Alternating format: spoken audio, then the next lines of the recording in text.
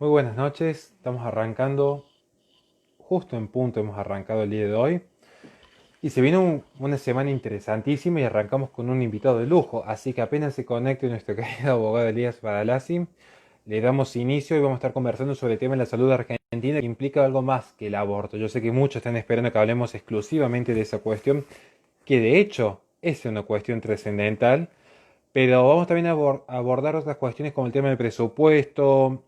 ¿Es posible o no un sistema de salud donde se dé lugar a la desarrollar? ¿Qué es lo que sucede con el financiamiento a ciertas cuestiones vinculadas a la ideología de género por parte del Estado? Así que ya mismo vamos a estar arrancando para aprovechar la hora al máximo. Doctor, muy buenas noches, ¿cómo está usted? Hola Horacio, bien, bien, ¿cómo estás vos? ¿Todo tranquilo? Súper bien, muy agradecido de que nos haya dado esta oportunidad de conversar con usted, así que es uno de los grandes referentes del movimiento Pro Vida, todos sabemos que está incluso en el Senado debatiendo, peleándose con mucha gente, dando esta batalla en todos los aspectos, así que es muy interesante tener la posibilidad de conversar con usted, así que estamos muy agradecidos. No, bueno, muchas gracias a vos también por la oportunidad. Es un honor estar con un integrante de Fundación Libre y la verdad que es muy bueno todo lo que ustedes hacen también, todo el trabajo, así que nada más que agradecido y bueno, en colaboración. Perfecto, antes de pasar a las preguntas, en 15 segundos les quiero hacer una aclaración. Está un poco lenta la computadora, así que apenas termine de exportar el vídeo que se está exportando el 40% ahora, ya esta misma noche vamos a mostrar el bloque entero de qué ha sucedido con Sarah Winter, porque estamos hablando de Ajá, referentes pro vida y pasó a sí. mayores esto. O sea, han detenido una referente pro vida por sus opiniones, está detenida, está presa en este momento, así que toda la información la vamos a estar subiendo en un ratito.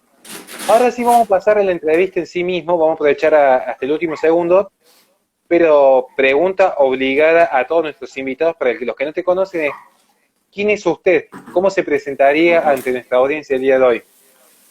Bueno, de nuevo muchas gracias por la oportunidad. Yo soy un abogado pro vida. Simplemente podríamos dejarlo ahí. Básicamente me recibí en el año 2017, hace no mucho. Yo tengo 28 años.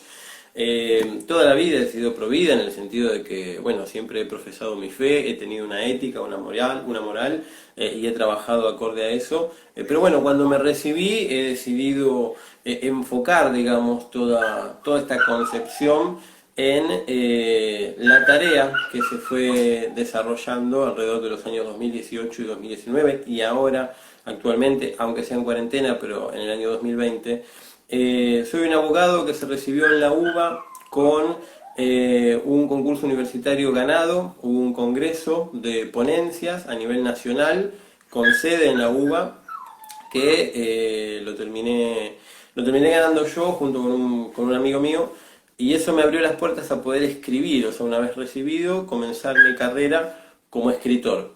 La verdad que eso fue muy bueno, empecé a escribir en principio, yo me recibí con la orientación en Derecho Laboral, así que mis primeros artículos fueron enfocados en eso, al final del 2017 se hablaba de una posible reforma laboral que después quedó truncada. Y en el año 2018, en enero, febrero, cuando Macri se le ocurrió abrir el debate parlamentario con la noticia de poner en primer lugar, digamos, el debate de la legalización del aborto, ahí yo le ofrecí a las editoriales escribir específicamente, o sea, abocarme en todas mis publicaciones en artículos relacionados con el derecho a la vida y el delito del aborto. Y bueno, me dieron el ok.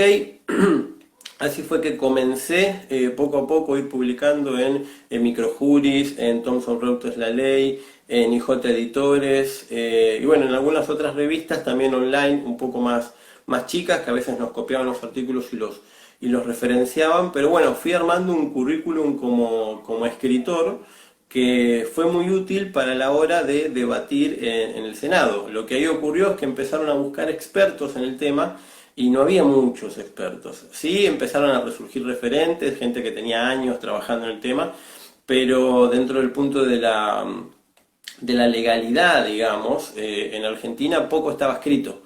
Y bueno, yo fui uno de los pocos que ya tenían cosas publicadas, que tenía un currículum basado en eso. Y bueno, uno de los senadores en ese entonces me llamó, me puso dentro de su gente para exponer Y bueno, fue así de que ya con media sanción de diputados fui al Congreso a exponer ante los senadores y ese momento fue fantástico. Lo resalto sobre todo por el hecho de que invito a la gente a estudiar, a capacitarse. Esto es algo que en gran parte siempre lo dice Laje, de que él inició hablando con un grupo de personas muy grandes y después se dio cuenta que pasaron los años y cada vez son más jóvenes los que lo siguen y no son chicos que no tienen idea de lo que piensan, sino que la gran mayoría leen libros, se instruyen, tienen una carrera, tienen una profesión. Yo soy uno de ellos, por ejemplo, así que los invito a todos a continuar por ese camino. Y bueno, estuvimos laburando, por así decirlo, arduamente en el año 2018. En más o menos junio del 2018 conformamos una comisión de abogados llamada Comisión Federal de Abogados Provida. Fue ahí donde tuve el contacto y el llamado para ir a exponer. Y cuando fui a exponer al Senado, fui a exponer como representante de esa comisión a nivel nacional. Así que también un orgullo, porque un abogado joven, medianamente recién recibido, eh, y, y bueno, tuvo esta oportunidad. Perdón, una aclaración, vi que pusieron pobre el perrito. Tenemos un cachorro que acabamos de adoptar, se está Qué bueno. adaptando a la casa, así que por eso a veces llora a la noche, pero quédense tranquilos, lo cuidamos muy bien. No, no hay Pero ningún problema, bueno, está muy bien.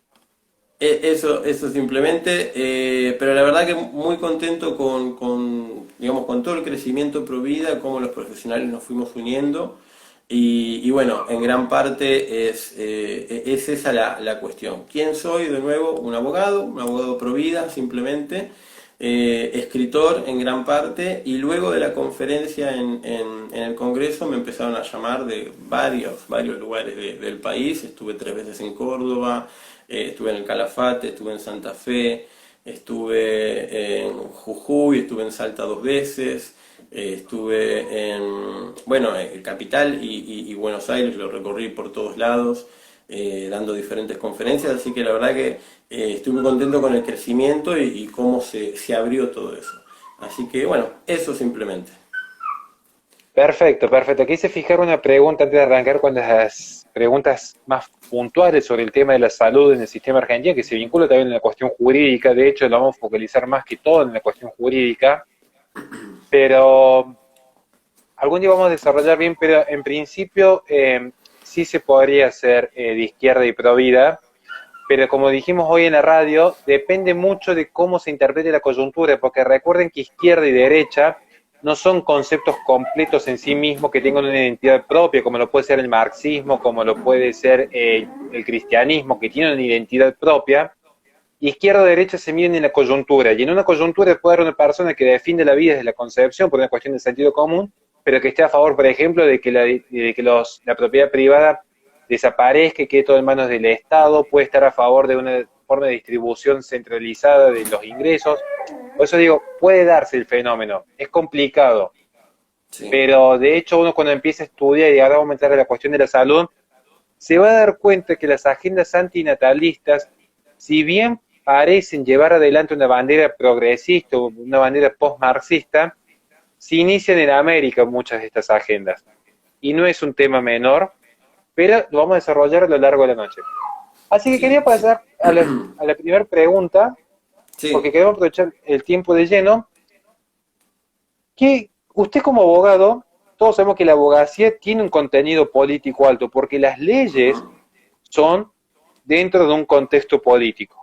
O sea, hoy, para bien o para mal, el sistema democrático hace que justamente las leyes son una expresión política más, básicamente. Entonces, en este sentido, ¿usted qué análisis puede hacer de que en una nación subsumida en la pobreza, con los índices altísimos de mortalidad, donde hay mucha gente que no llega ni siquiera a adquirir los medicamentos más básicos para el tratamiento oncológico, se haya invertido millones de pesos en financiar la agenda abortista? bueno, eso me parece un disparate. Quiero hacer una aclaración a tu pregunta inicial, la que fijaste. Yo en mi carrera, antes de recibirme, tuve una mirada favoritista, digamos, hacia la izquierda. Obviamente la mayoría de los que arrancan terminan la secundaria y lo que más te llama la atención es el partido de izquierda, el partido obrero, el partido de los trabajadores. De hecho, me recibí como abogado laboralista, o sea, algo, viste, en defensa real del trabajador me quedó, pero luego va ocurriendo, y esto le va a pasar a todos los que estudien, pese a que tengan algún ideal de izquierda, llega un momento que te das cuenta que la izquierda en realidad es una farsa, es una cuestión de que en vez de velar por lo mejor para el trabajador, se empezó a ocupar en cuestiones de género, en cuestiones de salud que no tienen que ver con los trabajadores, se empezó a meter en cosas que la verdad no es para el progreso del trabajador, y ahí es cuando te das cuenta que hay todo un negocio y que la izquierda hoy en día está vendida. Entonces es como que empezás a sentir un rechazo. Y cuando ves que cada vez eso se va yendo más y hacia un extremo, que no es lo que vos querés, porque va contra tu moralidad, va contra tu ética, va contra tu concepción cultural y familiar, bueno, te vas alejando y te vas yendo del centro hacia la derecha. Pero eso pasa siempre, en la mayoría de los estudiantes seguro les va a pasar, al menos los que tengan una conciencia firme de ir dándose cuenta de que los ideales que cuentan no son los que en realidad después se ven en la práctica.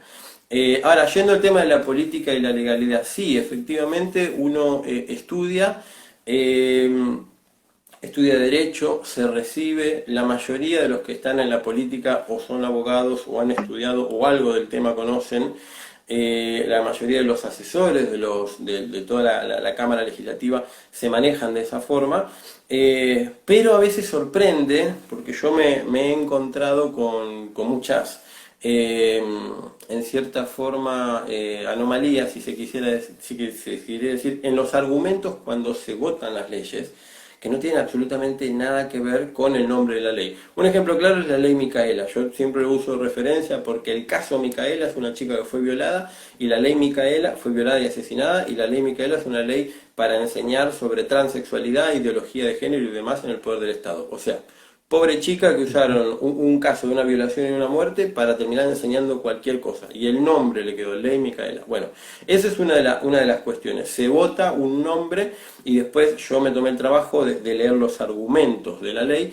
y te encontrás que los argumentos son ejemplos de torturas, o torturas en cierta forma, persecuciones a lobbies LGBT en algunas partes del mundo, o sea, usan un nombre y después lo que promueven por debajo es otro. Eso pasa constantemente.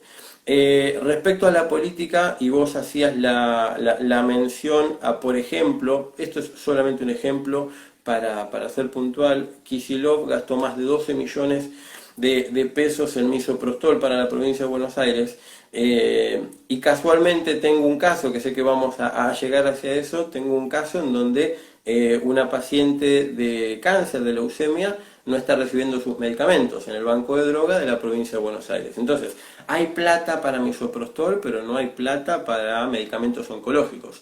Esos son disparates que uno se va encontrando y que la verdad causan un revuelo social que los medios tapan, lamentablemente, y que los que conocemos el tema nos damos cuenta que está todo podrido ahí adentro, realmente. Pero bueno, es eso básicamente. ¿Cómo puede ser que en una pandemia, porque, a ver, más allá de todo el virus existe, cómo puede ser de que digan que protegen y buscan el punto de vista de la salud, y por otro lado no se preocupan por, te doy un ejemplo claro, Fernando Cecín, un médico provida, ayudó a una familia en situación de calle mientras la legislatura porteña estaba del lado de adentro votando, en realidad no votando, en una sesión informativa para hablar de incorporar, de adherirse al protocolo de Rubinstein Ginés González García de legalización del aborto nacional.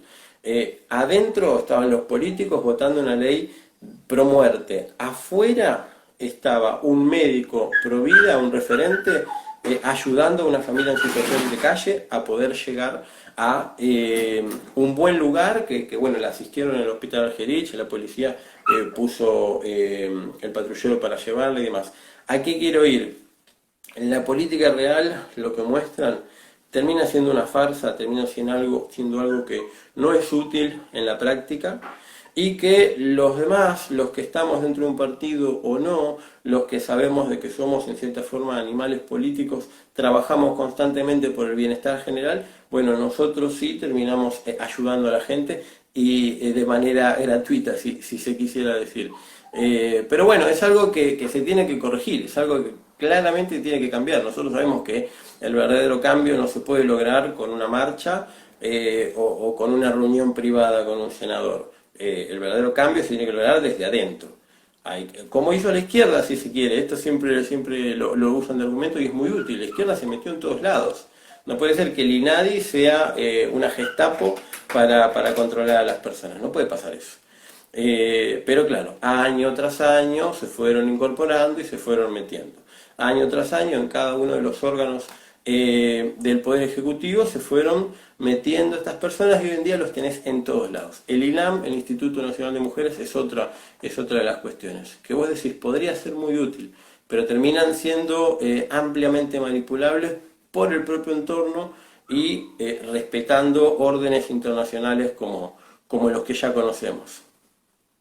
No, en eso coincido plenamente, a tal punto que todos saben de que soy bastante escéptico del sistema democrático actual, especialmente por cómo irrumpió en la escena occidental después de la Revolución Francesa y cómo se fue desplegando. Es más, Herbert Spencer ya lo explica, cómo la democracia y este Estado republicano al principio pareciera controlable y sano y termina después convirtiéndose en la pandemia que se vive hoy. Y ya estamos afrontando un globalismo que es un macroestado en ese sentido. Pero muy bien ha dicho el doctor en este momento el tema de que, bueno, aún así con estas herramientas que tenemos que llevar adelante una lucha, tenemos que librar el buen combate y a veces es necesario involucrarse, así que yo festejo siempre a los que se meten en política, yo festejo siempre a los que desde la humildad aprenden a ceder un espacio con tal de construir un proyecto más grande y es difícil porque sabemos que es un ambiente muy complicado y para la gente, especialmente para los que son coléricos, los que somos coléricos, por ahí es muy complicado para ver injusticia y decir, ¿por qué tengo que ir en una lista con este tipo que es un desastre? Es muy difícil, cuesta muchísimo, uno se siente a veces hasta traicionado, pero es necesario porque el lugar que uno no ocupa y lo va a ocupar alguien que es igual o peor, entonces es complicado. Yo en esos festejo lo que se pone en la 10 y lleva adelante este proyecto.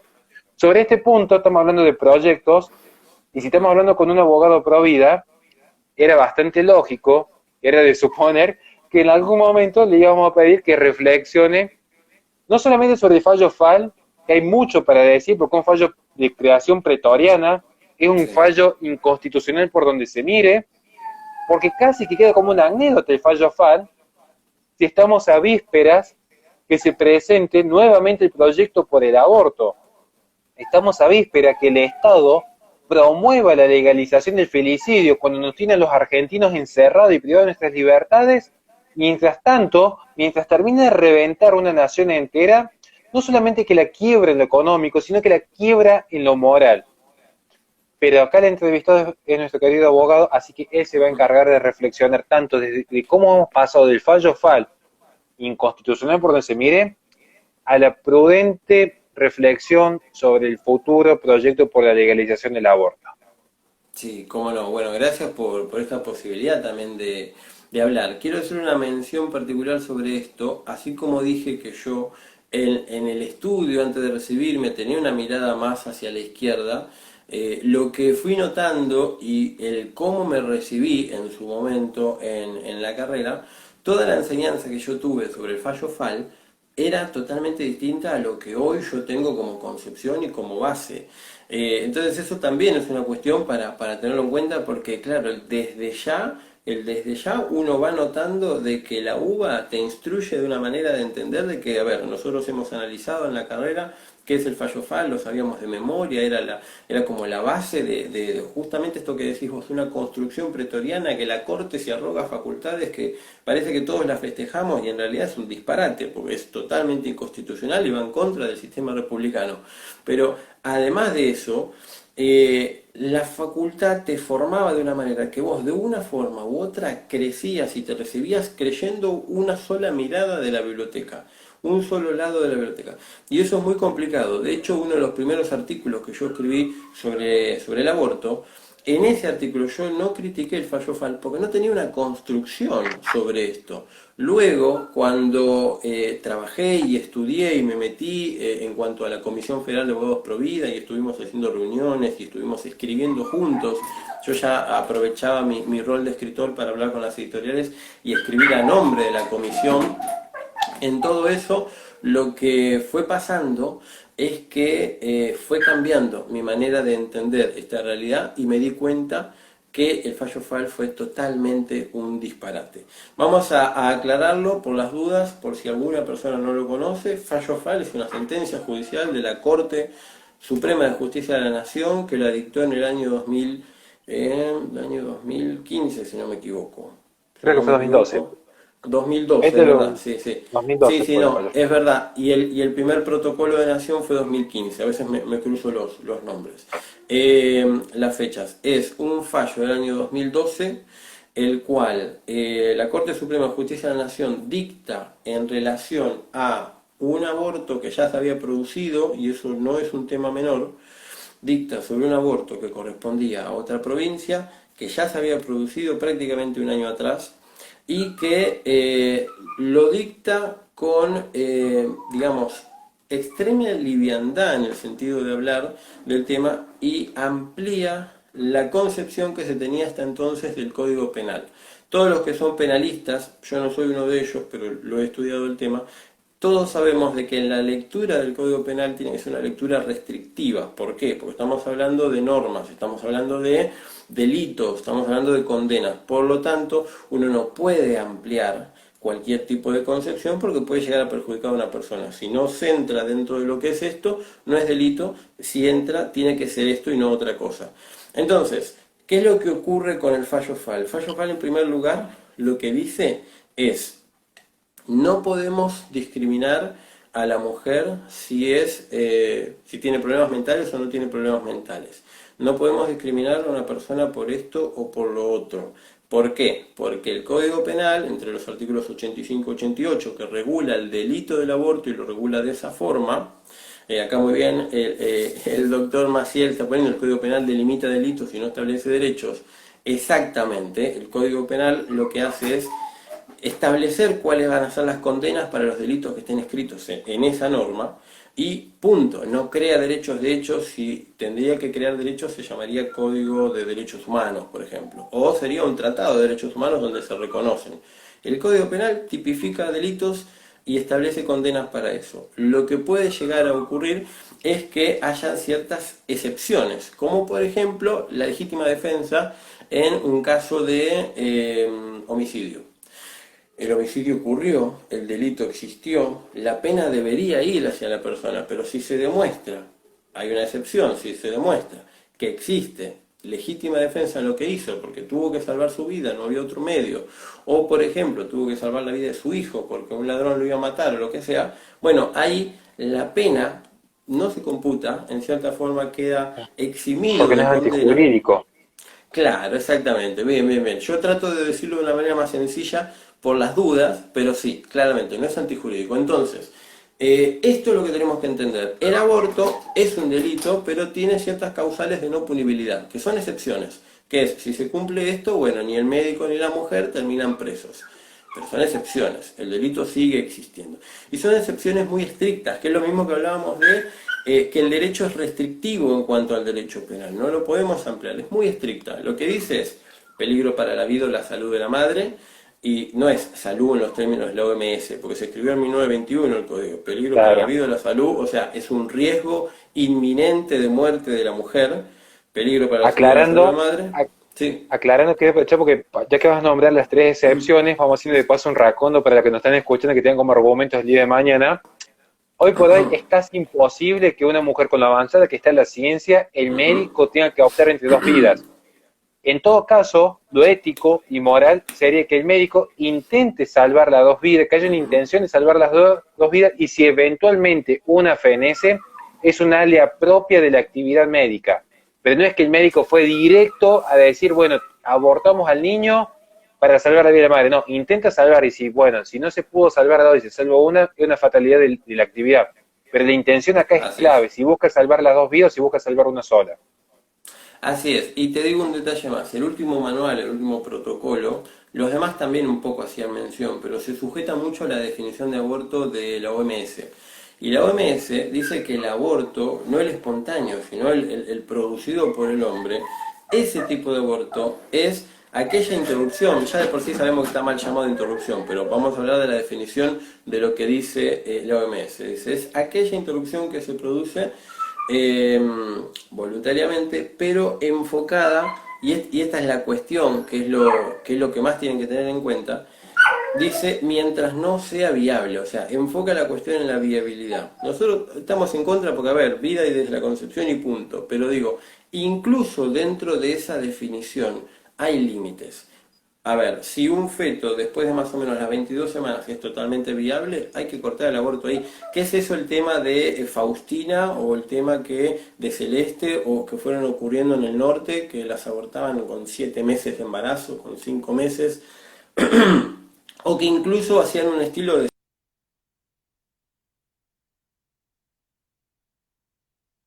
Esas cosas han existido, te aseguro que han existido y son terribles y lamentablemente conozco peores.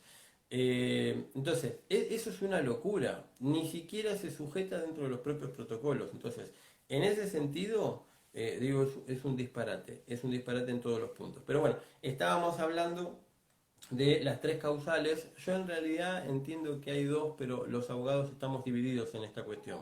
Según el Código Penal, uno es peligro para la vida o salud de la madre, y el otro es en caso de violación o atentado al pudor de la mujer idiota o demente. Hago una aclaración, el código es de 1921, en ese momento la mujer idiota o demente se le denominaba o se traducía en aquella mujer que hoy en día tendría problemas mentales, digamos, por así decirlo. Ahora, hago la mención porque hay algunos que dicen no, es violación y el otro es atentado a pudor de la mujer idiota o demente. O sea, violación en términos generales a cualquier mujer, esta es la concepción que agarra la Corte en el fallo FAL, o el atentado al pudor de la mujer idiota o demente, que sería un abuso sexual a una mujer con problemas mentales, aunque ella haya consentido o no, solo por el hecho de tener problemas mentales tendría la posibilidad de abortar. Ahora, esta que acabo de mencionar es la más clásica. Esta la que yo acabo de decir es anterior al fallo FAL, la que más se entendía dentro del derecho. ¿Por qué?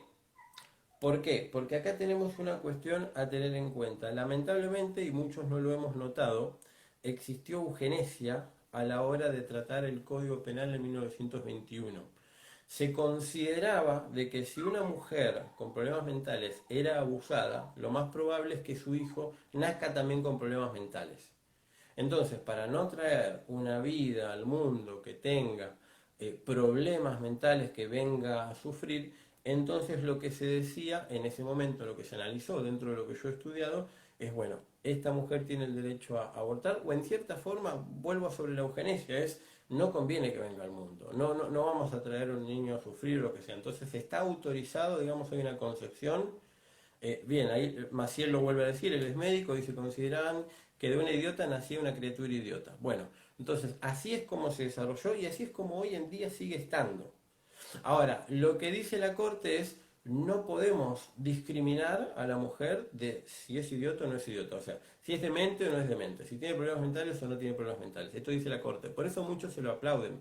Pero repito, es una concesión amplia, no puede hacerlo hecho, no puede haberlo hecho en el derecho penal, esto no se hace directamente, es una locura. Entonces, lo que la Corte dice es, no podemos hacer esto, entonces cualquier mujer que haya sido violada, cualquier mujer tiene derecho a una interrupción del embarazo. Y exhorta, y esto es otra de las cosas que hace mal, exhorta a las provincias y a la nación y a la ciudad de Buenos Aires, que no tenían nada que ver con el caso, con el juicio en sí, a que ellos creen un protocolo de tratamiento de esta interrupción legal del embarazo, como así se dice. Ahora, vamos a hablar sobre cuáles son las cosas que hizo mal la Corte, básicamente.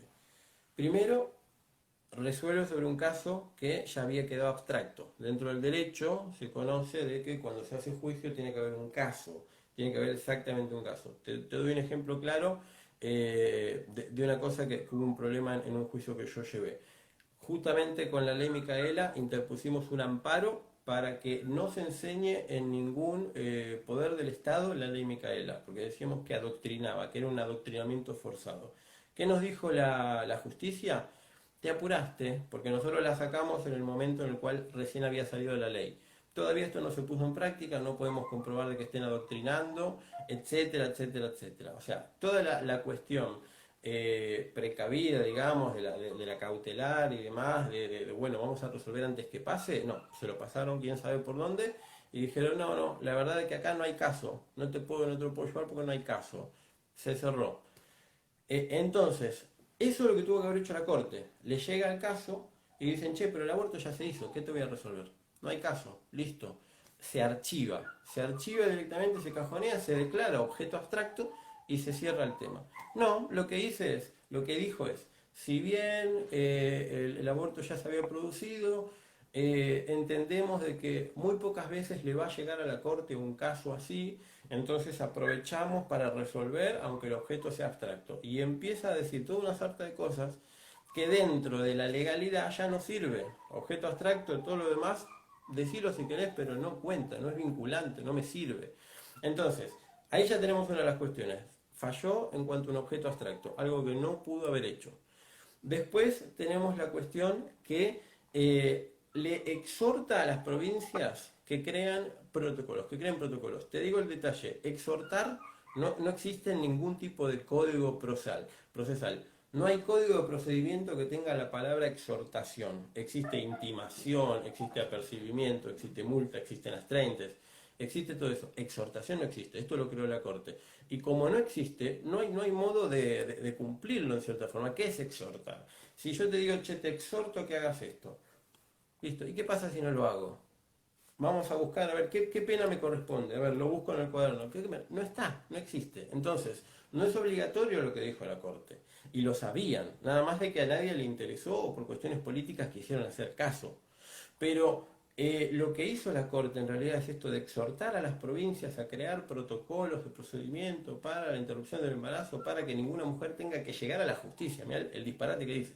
Que ninguna mujer tenga que recurrir a la justicia para tener el derecho de abortar en caso de violación, eso es una locura. Eso es algo que no tuvo que haber ocurrido. Y exhortar, Incluso vuelvo a hay decir, que, sí, hay que hacer una aclaración porque a mí me tocó participar dentro de lo que es el portal de Belén y cuando en Córdoba se presenta justamente el ujú, amparo del portal de Belén para que Córdoba no adhiriese este protocolo de creación sí, pretoriana, que era muy interesante ver el fallo a fallo. Yo sé que es medio engorroso para el que no estudia Derecho o el que no sabe de Derecho o que no es abogado, por ahí le puede complicar un poco, pero igual los invitamos que lo lean y que tengan alguna duda nos escribe a cualquiera de los dos porque vamos a estar para ayudar.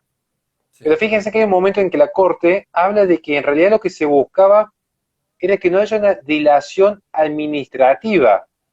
claro, Básicamente la Corte está diciendo que la sede penal, lejos de ser un organismo de última ratio para tutelar derechos esenciales de la vida del hombre y mantener una coexistencia pacífica, es un organismo administrativo más. Entonces básicamente es como decir, bueno, vamos a crear un protocolo para que aborten tranquilas, como si tuvieran que hacer un trámite y evitar hacer la fila para que sea más rápido todavía. O sea, es un disparate por donde se lo mire, porque incluso está subsumiendo competencias naturales de la sede penal a fueros administrativos simplemente. O sea, es un disparate. Y después hacer una aclaración sobre el Zaffaroni, que también ujú, participó en la creación de fallo, pero al último si nos queda tiempo. está bien, sí, sí. Después, es tal cual lo que vos decís. Para continuar, decíamos, objeto abstracto, se extramilitó en sus competencias. Una de las cosas que a mí me gusta aclarar, o sea, se arrogó facultades que no eran propias. Cuando crea en cierta forma una nueva normalidad de los abortos no punibles, que no está en el Código Penal, esto, a ver, yo he visto juicios en donde le ordenan a la justicia, que también es un disparate, le ordenan a la justicia tratar una ley que hable sobre el tema. Yo lo he leído, jueces, perdón, que le ordenan al Congreso, jueces que dicen de este tema deberá ser tratado y mandan la orden. Disparate. Pero acá la Corte no hace eso, ni siquiera. Lo que hace es regular ella. Dice, me paso, por donde uno quiera pensarlo, el Congreso, cerremos el Congreso que acá estoy yo, soy la Corte. Yo te voy a modificar el Código Penal. No necesito que haya un debate, que haya una iniciativa popular, que vaya a plenario. No necesito que se debata sobre tablas. No necesito que un diputado venga y lo traiga y se ponga en comisión y la comisión constitucional lo debata, la comisión de salud, la comisión de derecho penal de ambas cámaras lo debatan. No necesito absolutamente nada. Yo lo resuelvo. Esto está mal, lo que tendría que decir en cierta forma, si quiere, es injusto, pero se tendría que terminar ahí. No puede decir, esto está mal y lo regulo yo. Vamos a considerarlo así desde ahora en adelante, porque no es una interpretación lo que hizo. Lo que dijo es, no podemos discriminar a las mujeres violadas, tengan problemas mentales o no los tengan. Entonces, eso es un disparate. Hubiese sido una interpretación si hubiesen considerado otra de las posturas, que algunos abogados las tienen, donde dicen que hay una división entre el texto, el inciso que dice violación o atentado al pudor de la mujer idiota o demente. Hay algunos que dicen no, violación es por un lado y atentado al pudor de la mujer idiota o demente es por el otro. Entonces ahí tenemos dentro del mismo inciso dos casos distintos. Puede ser. Yo no estoy de acuerdo porque después cuando continúa la siguiente oración dice en este caso y sigue hablando de que deberá hablarse, deberá necesitarse eh, la firma, la suscripción de un representante legal. Algo así dice. Entonces, si uno se pone a pensar, si el caso hubiese sido distinto, primero no hay una coma, no es violación, coma o atentado al pudor. Exactamente. Primero no hay una coma. Pero si lo quieren dividir, entonces la siguiente oración tendría que haber dicho en este último caso. Violación o atentado al pudor de la mujer idiota o demente. En este último caso se necesitará de la firma de un representante legal, del tutelado, un representante legal de la persona que necesite de un curador. Pero no es el caso, no dice en este último caso. Jamás divide la oración dentro del inciso, dice en este caso. Entonces, al decir en este caso, es violación o atentado al pudor de la mujer idiota o demente. En 1921 se les ocurrió escribirlo así, pero esa es mi opinión, sé que hay abogados que opinan distinto, pero se Yo escribió de esa quiero, forma. no solamente para que vean la contundencia de lo que nos está marcando Elías en este momento, para que vean que no es que el fundamento que tiene, no lo vean solamente desde los fundamentos propios que se exhiben en el Código Penal, que uno lo puede acceder yendo a la Biblioteca del Congreso. Recuerden cuando capítulos atrás en este humilde programa que hemos habilitado a las 11 de la noche, hablamos de la agenda eugenésica, que el aborto, muchos dicen que empieza en Rusia, con la legalización del aborto en Rusia. No, gente, el aborto como control demográfico empieza en 1916, y en Margaret Sanger, que termina siendo después, 30 años después, presidente de la IPPF, era la que sostenía que el aborto tiene que ser una forma de control no solamente para los latinos y los negros, sino también para evitar que se reproduzca la gente idiota, la gente demente, la gente discapacitada. En esto no quiere decir que en algún punto vayamos a justificar a ningún legislador de 1921 de Argentina, pero era un pensamiento muy particular de esa época. La diferencia es que algunas sociedades evolucionaron y otras terminaron hasta profundizando esa agenda, nomás que en forma mucho más prolija para la propaganda pública, pero esa agenda eugenésica existió en el mundo y Argentina no fue la excepción.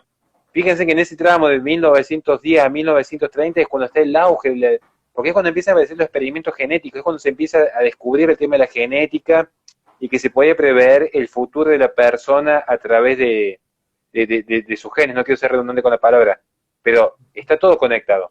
Ahora sí, doctor, disculpe, quería decir esa Sí, acotación nomás por 1916. no, pero está perfecto. Quiero continuar con esa acotación. Si vamos al caso de Margaret Sanger, algunos me habían contado que en la historia ella había convencido a negros para que convenzan negros. O sea, lo estamos diciendo de la manera más clara posible, no estamos discriminando a nadie, pero ella los había convencido para que ellos mismos sean los que lleven a esa gente a practicarse los abortos. Entonces, eso es un disparate. Me hace acordar algo que me contó un amigo que trabaja en Derecho del Consumidor, en Defensa del Consumidor. Le llegó una nueva resolución dentro de su trabajo donde dicen de que ellos consideran a consumidores, creo que la definición era hipervulnerables. Es una nueva definición que se creó esta semana. Dentro de derecho del consumidor de manera interna. Les enseñaban de que hay consumidores hipervulnerables. ¿Quiénes son? El único que conseguí yo que dije esto sí es lógico mayores de 70 años. Porque bueno, puede ser de que algunos se abuse de aquellas personas que no entienden sobre la tecnología. Estamos hablando de defensa al consumidor. ¿Quiénes son los demás de la lista de los consumidores hipervulnerables? Personas pertenecientes al lobby LGBT. Lo dice tal cual, ¿eh? Es una directiva interna que se manda. Y otra de las cuestiones que a mí me llamó la atención, habían un par más, pero otra de las cuestiones que mencionaba, esto es Argentina, migrantes, decía. Y yo digo, pero acá no viene gente que no habla el idioma. La mayoría de los que vienen de otros lugares, salvo Brasil si quiere, pero la mayoría de los que vienen de países limítrofes hablan nuestro idioma, entienden claramente y por algo vienen a Argentina, saben muy bien dónde están viniendo. Entonces, digo, considerar a ellos como consumidores hipervulnerables, a mí me da a entender de que están tratando de convencerlos para que ellos se sientan bien en cierta forma y se sientan protegidos y se apoyen el uno al otro. ¿A qué quiero ir? En cierta forma, no digo que esto esté bien ni mal, yo diría de que está más tirando mal, pero no quiero hacer un juicio de valor específico. Lo que digo es, lo que hacía Margaret Sanger parecía muy bueno en esa época, parecía muy útil, vos lo decís muy bien, años después se convirtió en la presidenta de lo que era no la IPPF, sino la IPPF American Planet, nacional, claro, American Planet Parenthood. ahí está. Y luego sí todo esto se extendió y se hizo mundial. Ahora, se la veía como una diosa la señora, era como la que venía a traer una luz de esperanza. Hoy en día el mismo que te puedo dar el ejemplo es Bill Gates, que dice vamos a mejorar el control poblacional y a la vez esto lo vamos a lograr con vacunas. Bueno, ¿qué estás queriendo decir? O sea, ¿a dónde vamos a llegar con eso? Y así muchas cuestiones. Entonces, nada, quería continuar con eso de la acotación porque la verdad que es llamativo y es para alertar a la gente. A veces te convencen de algo y vos estás todo el tiempo así con el cartelito rojo y la bandera roja caminando y no tenés ni idea de lo que estás haciendo. Te convencen por un lado, pero después por el otro hay todo un desastre cuando empezás a mirar el trasfondo de la cuestión. Entonces, para cerrar con FAL, caso abstracto. Directamente, objeto abstracto, no tuvo que haber resuelto, tuvo que haber dicho no podemos seguir con esto. Se extralimitó en sus competencias porque dijo no le voy a andar ordenando, tampoco podría haberlo hecho, pero no le voy a andar ordenando a el Poder Legislativo que haga la ley. Ahí sería, se arrogó facultades que no le corresponden, sino de que yo voy a modificar el propio Código Penal a mi modo interpretativo. Y además se extralimitó en sus competencias al ordenarle al Estado Nacional, a las provincias y a la Ciudad Autónoma de Buenos Aires, que no eran parte en juicio, y esto también es una aclaración para la gente que no conoce el derecho, podríamos dividir fácilmente lo que es juicios interpartes y juicios erga omnes, resoluciones interpartes y erga omnes. Interpartes es entre vos y yo. Si vos tenés un problema conmigo, nos hacemos juicio y lo que resuelvan en el caso te va a afectar a vos o me va a afectar a mí, o a los dos, pero no va a afectar a terceros. Y a lo sumo, si llegara a afectar a terceros, se los convoca y van a haber terceros interesados en juicio. Ahora, lo distinto es erga omnes. ¿Qué sería erga omnes? Por ejemplo, el derecho ambiental. Si yo contamino un río, voy a afectar a toda la ciudad, a todas las cuestiones que estén relacionadas con eso. Se creó, de hecho, Acumar, por ejemplo, un control que se hace sobre la cuenca Matanza-Riachuelo para que no se la contamine. Ahí se condenó a la provincia de Buenos Aires, a la ciudad de Buenos Aires y a las empresas que estaban contaminando. Ahora, ahí claramente se nota que hay un derecho ambiental a través de eso y que el fallo va a ser erga omnes porque lo que resuelva la Corte o lo que resuelva la justicia en ese caso va a afectar a todos. Porque es una cuestión de ambientalidad, es una cuestión en donde vos, si limpiás esto, va a beneficiar a todos. Si lo contaminás, va a beneficiar a todos. ¿Qué podés llegar a creer? Esto le digo a toda la gente que está mirando. ¿Qué pueden llegar a creer que tiene de erga omnes el fallo FAL? Cuando estamos hablando del aborto producido a una chica menor de edad que había sido abusada por el padre. ¿Qué podés llegar a tener de ahí dentro del objeto del juicio?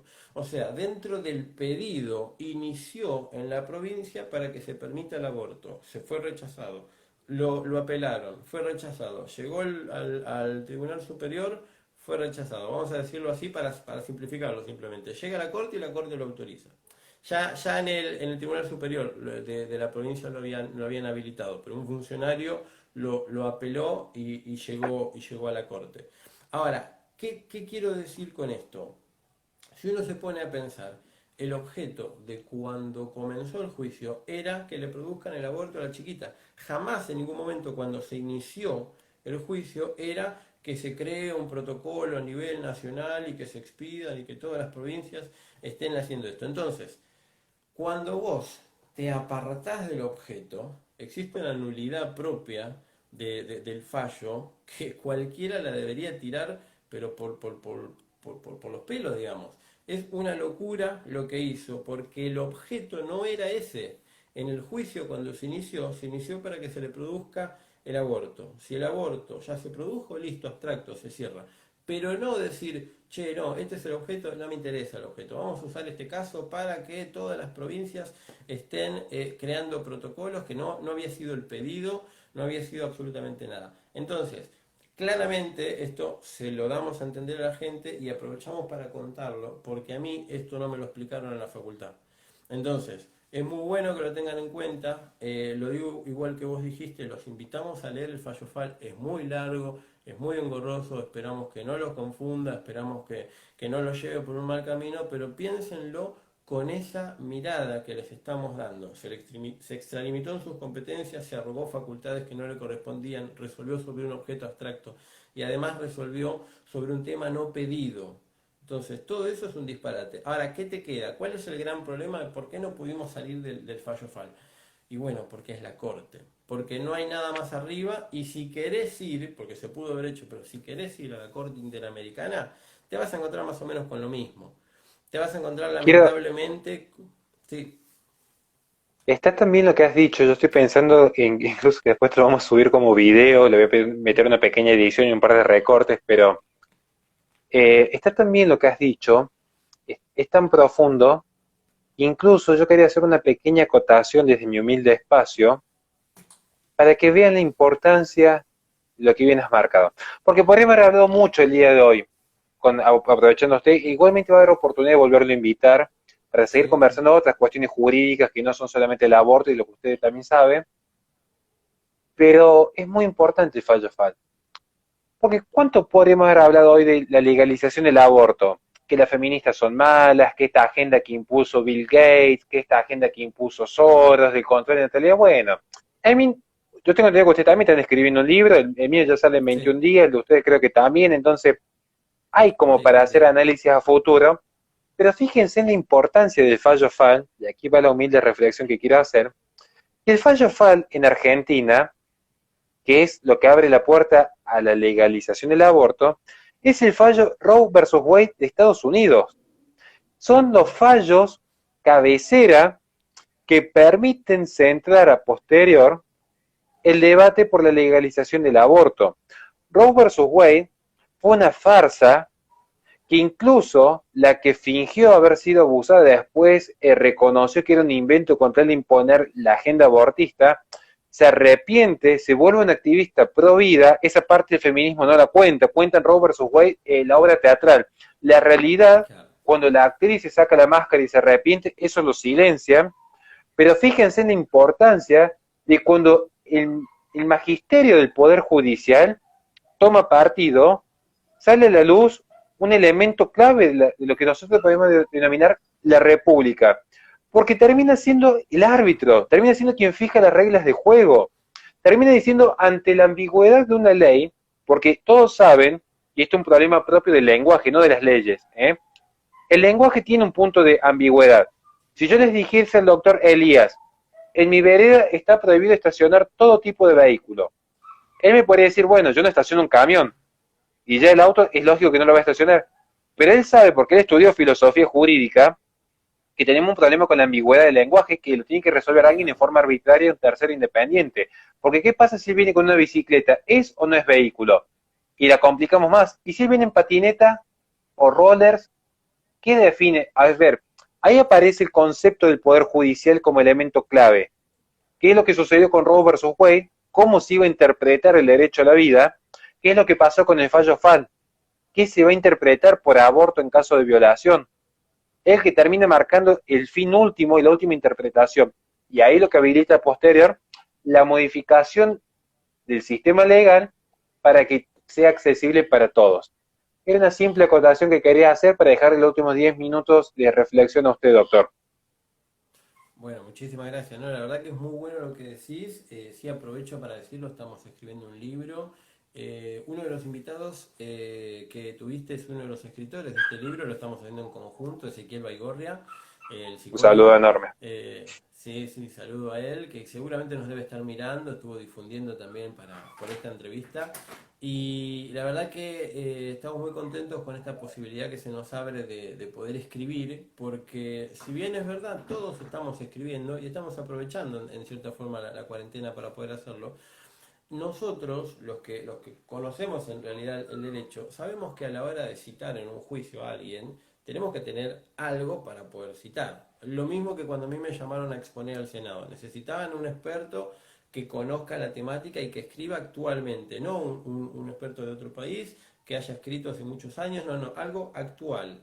Entonces, en ese sentido, tanto tu libro como el mío se van a poder citar como doctrina en cualquier presentación judicial. Entonces es muy importante lo que estamos haciendo. Para la gente, por las dudas lo traducimos, doctrina vendría a ser como el argumento de la fuente que vos citás. Citás un texto y después citás al autor con su libro. Eso es muy útil, eso genera en cierta forma una relevancia mayor a que simplemente lo escribas. Vos estás diciendo, no, ya hay alguien que esto lo publicó, que la gente lo compra, que lo estudia, que esto se habla y se genera todo un debate. Te doy un detalle interesante, si se quiere, tal vez no. Uno de los primeros artículos que yo escribí es el que utilicé para ganar el concurso de ponencias mientras era estudiante. Hablaba sobre el derecho laboral y luego fue usado en un foro de derecho laboral de la provincia de Córdoba. Me llamaron, me pidieron todo el material y fue un foro específico trabajado sobre mi ponencia cuando yo recién me estaba recibiendo. ¿Qué quiero decir? Hay doctrina que se está utilizando, que la gente va a poder utilizar y citar en presentaciones judiciales, en objeciones de conciencia, en cualquier tipo de posición en donde uno quiere decir, che, yo me opongo a esto, pero además te aclaro de que hay toda una camada de escritores que están diciendo lo mismo. Y a eso voy. Tu libro, el mío, van a empezar a llenar las bibliotecas, van a empezar a llenar las librerías. Y la gente ya no va solo a ver un lado de la biblioteca, no solo va a ver un lado de la librería donde está todo verde, donde escriben sarta de tonterías, sino que en realidad va a estar tu libro, va a estar el mío. Me enteré que el doctor Cecina está escribiendo uno, si no me equivoco Maciel también está escribiendo. Entonces, Valerini creo que está escribiendo también. Entonces, poco a poco, más allá de los que escribe siempre Laje, Nico Márquez, Pablo Muñoz Iturrieta, vamos llenando con doctrina que en algún momento nos van a empezar a citar y en algún momento nos van a empezar a dar bolilla. Entonces, esto es muy bueno lo que está pasando. Invitamos a la gente a profesionalizarse en este sentido, a comprar los libros, por supuesto, a leerlos, a interiorizarse en el tema y a salir a luchar con debate. Porque fíjate que cuando vos debatís la cuestión, no tienen argumento los demás. Es todo alarido, es todo griterío, pero no tienen argumento válido o útil. Entonces, los invitamos a todos a comprar el libro cuando salgan, también el de Horacio. Quiero hacer una mención simplemente porque es un tema que está pasando actualmente. Vuelvo a decirlo, lo dijimos al principio, están faltando medicamentos oncológicos en la provincia de Buenos Aires y esto tiene que llegar a las autoridades. Nosotros no tenemos intención de hacer un amparo, pero si lo tenemos que hacer, lo vamos a hacer. Se están haciendo todos los trámites administrativos previos, pero realmente queremos terminarlo. En realidad no se deberían hacer los trámites administrativos, habría que ir con amparo directo, pero estamos tratando de hacer lo más correcto posible, también para no agobiar a la familia, también para poder correr con los tiempos bien, pero están faltando. Entonces, ojo, porque cuando te dicen que cuidan tu salud no lo están haciendo en realidad. Están gastando tu dinero en comprar medicamentos para abortar y no están protegiendo a las verdaderas personas que necesitan ayuda, a los enfermos de cáncer, a los que tienen leucemia, que es el caso que yo recibí.